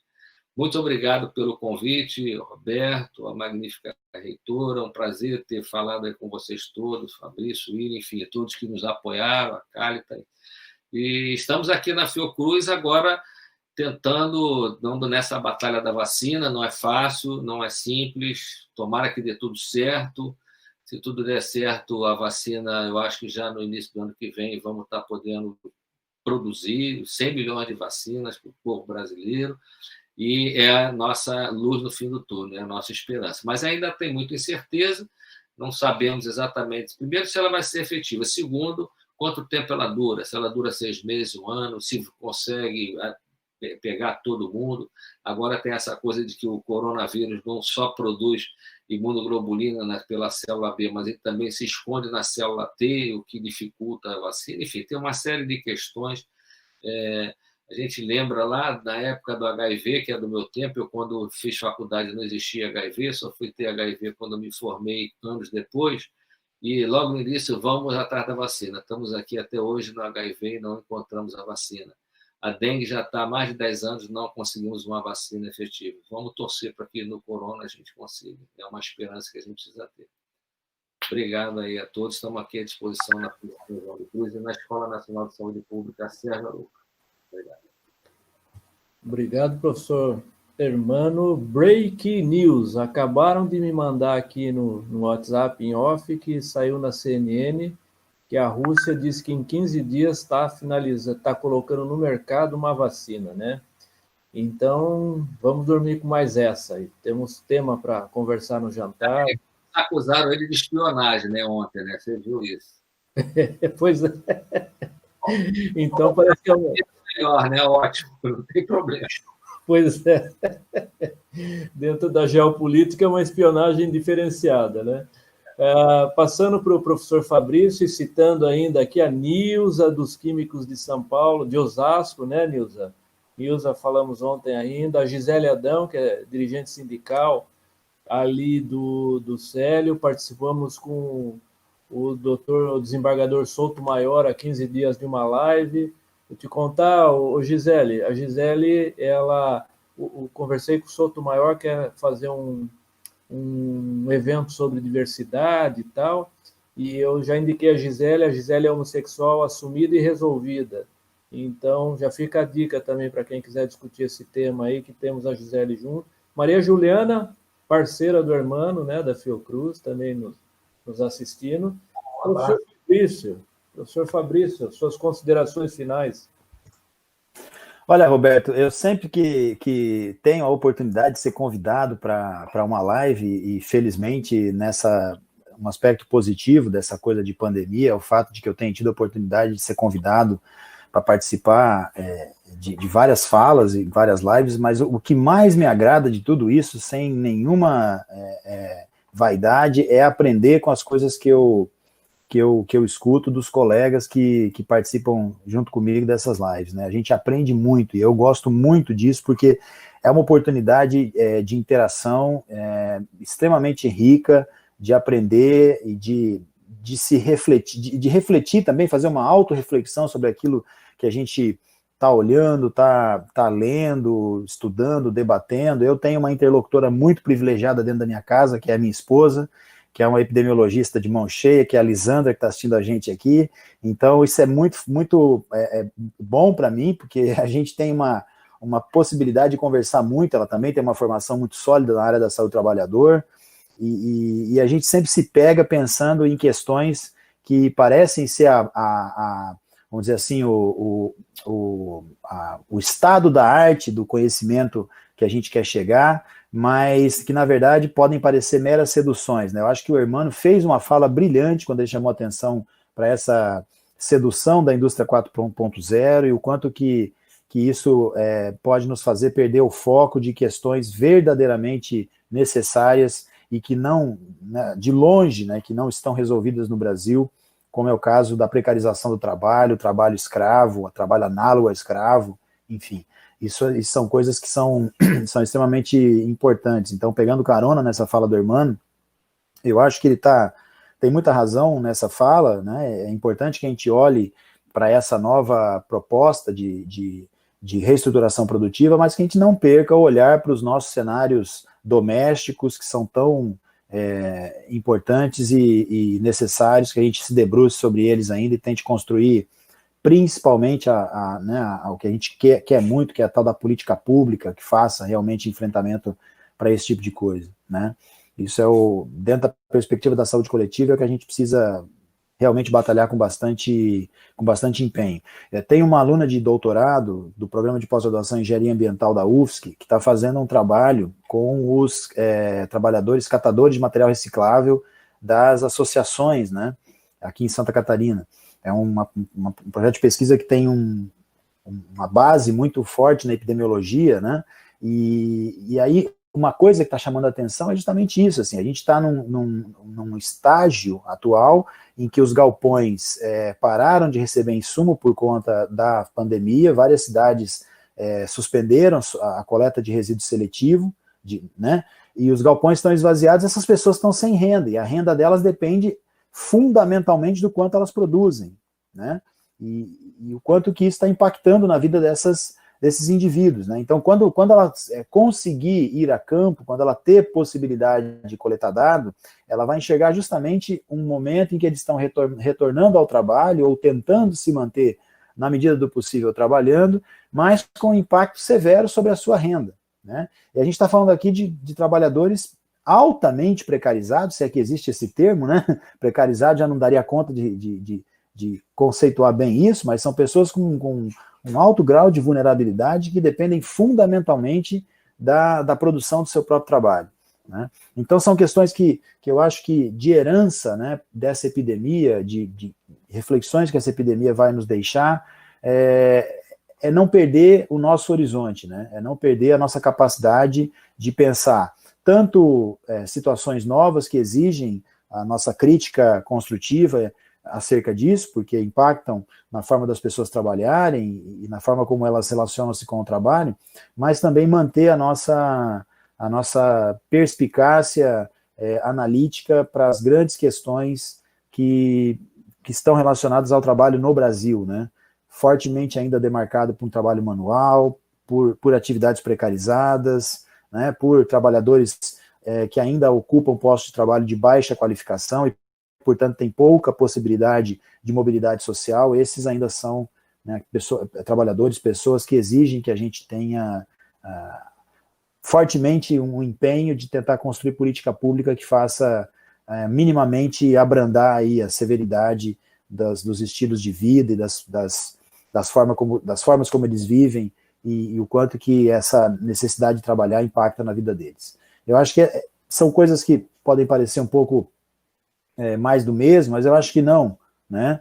Nós em casa, as pessoas que estão tendo a oportunidade de ficar em casa, estão sentindo na pele também o quanto o trabalho é atravessado pela vida doméstica, né? O tempo inteiro é difícil você ter uma rotina certinha de trabalho, como se tem quando você tem que sair de casa para trabalhar. Você é constantemente atravessado por demandas domésticas, filho pequeno, etc., E aí o grau de ansiedade, de estresse, o grau de autocobrança, inclusive, pela produção do que você tem que devolver e entregar, começa a ficar maior, né?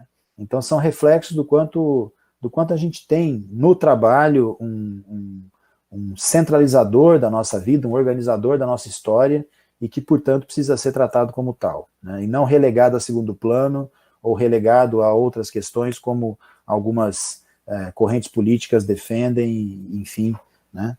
E a gente precisa realmente fazer um enfrentamento teórico, intelectual, analítico em cima disso. No mais, agradecer mais uma vez a oportunidade ao Williams por estar nos sendo cicerone aí dessa atividade, né? E aí agradecer mais uma vez a magnífica reitora, a professora Cristiane, coordenadora do programa, e a todos vocês aí que nos bastidores, Cálita, Antônio, Jacques Sorato, que nos bastidores nos assessoraram aí para que para que essa live tenha sido, né, um grande sucesso aí do ponto de vista da audiência e da profundidade dos debates que ela trouxe. É isso, Roberto, estamos juntos, cara. Passo a bola para ti de novo. Maravilha. Então, sem mais delongas, para a gente encerrar, eu vou convidar a nossa prata da casa, professor Williams, né? E, inclusive, já passar para você considerações finais e encerramento. Professor Williams, já pode, na tua fala, fazer as considerações finais e encerrar com o pessoal aí. Tá na certo, obrigado, Roberto. Quer falar? Roberto, obrigado pela mediação, foi melhor do que se esperava aí. Eu sabia que você ia conduzir de uma forma muito tranquila e exitosa, né? Queria também, assim, nessa fala final, registrar como é significativo estar com o diretor aqui da ENSP, né, da Fiocruz, no momento em que, em tese, nós estamos no pico em Santa Catarina, né, da pandemia, assim. Então é algo bastante significativo a gente poder estar aqui pensando e discutindo um pouco, e com certeza, né, não só quem está acompanhando agora no YouTube ali, mas essa atividade nessas quase 2 horas que nós estamos tocando hoje aqui vai ser vista por muita gente, porque muitas turmas de futuros profissionais de saúde vão estar assistindo, ou mesmo profissionais já, que não estão podendo assistir agora, mas vai ficar no nosso canal do nosso programa sendo acessado. Então é uma forma de ecoar um pouco a voz, né, da Escola Nacional de Saúde Pública para não só Santa Catarina, como a gente viu aqui, tem gente de outros estados também acompanhando. Eu queria registrar, é difícil prever futuro, assim, dizer que se espera do futuro, mas eu acho que a gente tem que pensar num cenário onde a gente não tem um Ministério do Trabalho, né? A gente está engolido num super ministério que meio que reduziu um pouco essa representatividade. E também não tem um Ministério da Saúde já há quase 80 dias, não tem um ministro da Saúde, e a gente tem um ano eleitoral, por mais que vai ser prorrogado, a gente tem que olhar, talvez, e valorizar quem olha para o mundo do trabalho, não vamos nem falar só saúde do trabalhador, mas os que olham para o trabalho, que olham para a condição da pessoa poder ter subsistência, que nessa altura é nesse nível que a gente tem que pensar, né? As pessoas terem trabalho e não tanto desemprego e cada vez mais gente sendo empurrada para a informalidade. E isso para não discutir coisas um pouco mais que no momento se tornam até abstratas, como os Objetivos de Desenvolvimento Social da ONU, né, Agenda 2030, de, por exemplo, um dos recortes é o trabalho decente, mas também o outro é bem-estar e saúde, e assim por diante. Mas falando bem do primitivo e do básico mesmo, né, da gente poder estar pensando em o que nós queremos para o logo a seguir, né? Porque alguém tem que fazer esse papel. Fortalecer mais as representações também de trabalhadores que possam... Que forma, né, eles podem discutir o trabalho de uma forma favorável para aquele que trabalha, né, que é o trabalhador. Eu acho que são pontos assim que talvez possam ajudar, mas fica difícil realmente fazer qualquer tipo de prospecção. Assim. Eu queria novamente, então, já que o Roberto me passou a palavra aí de fechamento, agradecer muito. Eu volto a dizer, muito significativo realmente essa participação. Foi um momento onde o meu PPG, com todos os outros professores, né, alguns estão dentro do Meet aqui, os outros com certeza estão acompanhando pelo YouTube, passaram, então vamos fazer essa de saúde do trabalhador, né? E eu comecei a conversar com o Roberto, o Fabrício é uma pessoa que a gente está também semanalmente em contato aí, então vamos pegar nós aqui de Santa Catarina, e aí o Roberto fez essa intermediação com o Hermano, foi muito importante, realmente, Hermano, aqui para nós, Santa Catarina, está contando com a tua participação hoje aqui. Queria agradecer os colegas, esse senso de coleguismo mesmo, de parceria, o Antônio, a Cris, o Jacques e a Cálita, que é a nossa formanda, né? Como fazer propaganda já, né, Cálita? Como o Roberto falou, né? Formanda em fisioterapia, mas que teve um protagonismo estudantil gigantesco e ainda está tendo. Então, acho que a gente alcançou até acima dos objetivos que a gente tinha para esse evento, foi espetacular. Tá? Muito obrigado. E dessa forma a gente encerra, então, agradecendo a todos vocês e a presença de todos, e um ótimo resto de semana. Obrigado.